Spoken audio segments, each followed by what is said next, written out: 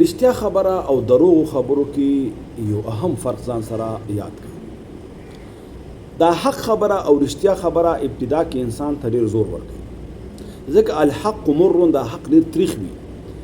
تا باندې انسان یو خبره ثابتوي او یو خبره وکړي او هغه جرم په تا کې وي او تا ته رښتینی خبره وکړه چې هلکه دا کار دغه شان شوی دی یا دا کار ما دغه شان کړی دی او ستا په حق کې ما نه دا کمی شوی دی.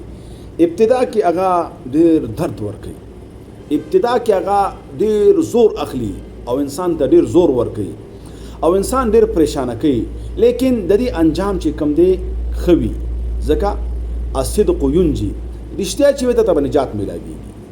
ابتدا کې هوتا ته درد میلاو شو، تکلیف میلاو شو، کیدای شي ته سزا میلاو شي، لیکن پرورو باندې دا درد او دا تکلیف ختمیږي، زایله کیږي او په دې کې به تا ته کامیابي میلاویږي، ځکه الصدق ینجي. واله د دې زر ختمیږي، دا زخم الله تعالی ډېر زر جوړوي، دا پریشانی د دې او دا درد د دې الله تعالی ډېر زر انتها ته رسوي. دا رښتیا وي او اصل او رښتیا چې کله ظاهر شي بعض اوقاتو کې حقیقت دې زور ور کوي، لیکن ورو دا ارڅ ختمیږي. کم از کم دا زړه دې مطمئن وي چې لکه کار رانه شوی او ما رښتیا ویلي، الله نه به خیر وغواړم او که خطا رانه شوی الله نه به زه معافي وغواړم. لیکن د دې مد مقابل کې دروغ، چې انسان یو کار کړی وي او هغه د هغې نه منکر شي او هغه دروغ وایي، ابتدا کې خو انسان بد شي، ابتدا کې خو انسان ته څه فایده عارضي میلاو شي، لیکن بعد کې انجام د دې ناکامي وي، بعد کې او انجام د دې رسوایی وي، ځکه الکذب یهلک، انسان هلاکوي، الصدق ینجي، دا رښتیا ویل انسان کامیابی، لیکن دروغ هلاکت ته انسان رسوي.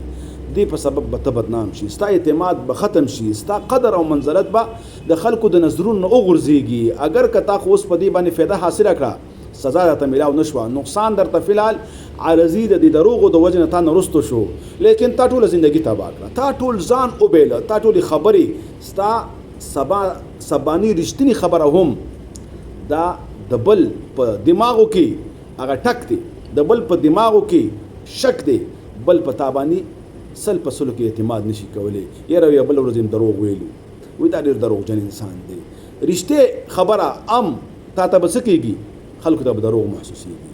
ستا صداقت خلکو ته به دوکه محسوسېږي، ستا د زړه خبره او همدردي خلکو ته منافقت محسوسېږي، ولې تا دروغ ویلي.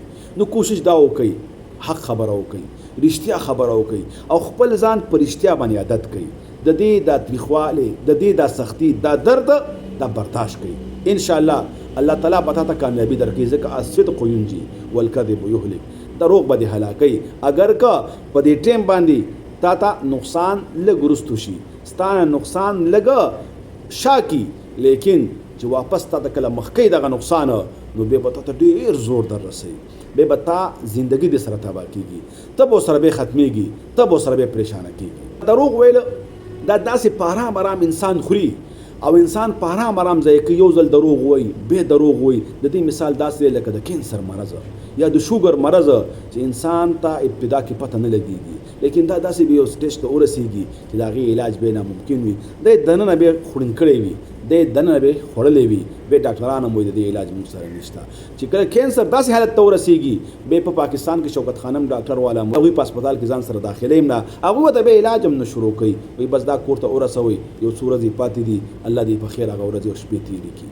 نو لہذا رښتیا ویل کامیابي او دروغ هلاکت دی. الله تعالی دې مونږه صادقین جوړ کړي او الله دې مونږ دروغ نه بچ وساتي.